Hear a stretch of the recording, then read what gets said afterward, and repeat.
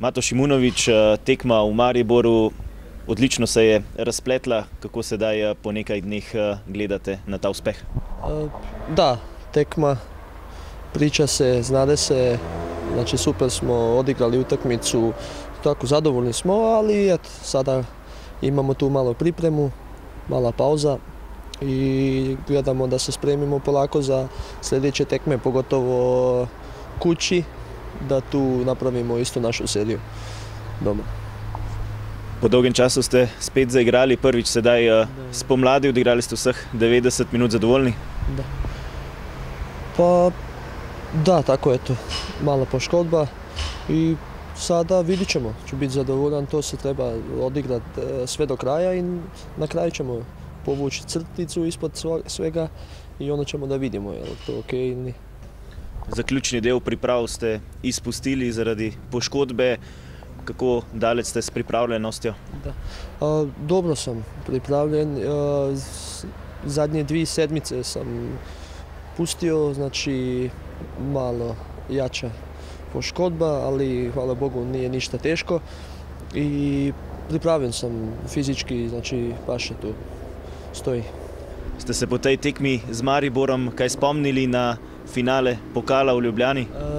Da, eto, pa vedno, znači uvijek je protiv Maribora, mislim, nešto, pogotovo kad su prvi gore, dobro i fino ako se pobjedi, ali nisam dugo vremena ni izgubio protiv Maribora, ovako sada gledam, ne znam kad sam zadnji put izgubio, kad sam igrao iz početka.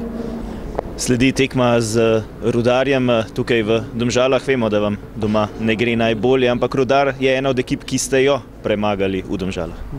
Da, ali moramo to raščistiti iz glava naši, da tu ne pobjedimo, ali to znači samo neka mala sitnica koju svi moramo prebaciti u pozitivno i da tu počnemo isto našu seriju.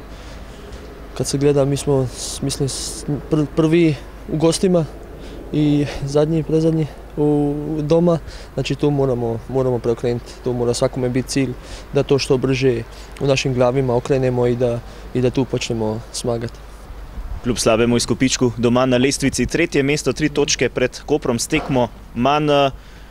Lepo hitite k svojemu cilju uvrstitvi v Evropo. Da, ima još dosta kola do konca.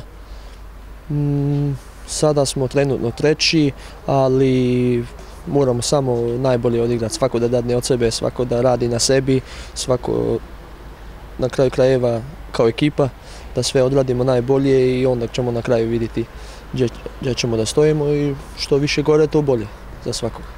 Najlepša hvala, srečno. Hvala.